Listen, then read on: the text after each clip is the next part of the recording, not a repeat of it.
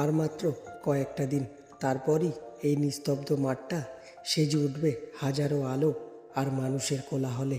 গোবরডাঙ্গা গোষ্ঠবিহারীর মেলা আসছে। আজ এই মাঠের সামনে দাঁড়াতেই আচমকাই যেন টাইম মেশিনে চড়ে বসলাম। চোখের সামনে ভেসে উঠল সেই ফেলে আসা স্কুল জীবনের দিনগুলো। তখন স্কুল ছুটির পর সোজা বাড়ি ফেরার কোনো তাড়া ছিল না। পিঠে ভারী ব্যাগ নিয়ে রোজ এই মাঠের ধার ঘেঁষে দাঁড়াতাম আমরা বন্ধুরা।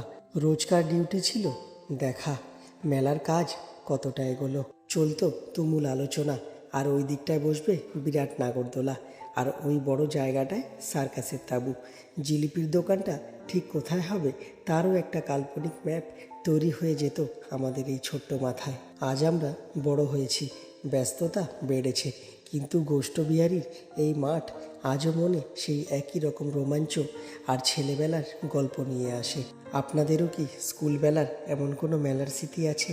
কমেন্টে জানান। দেখা হচ্ছে মেলার ভিড়ে। ভালো থাকবেন।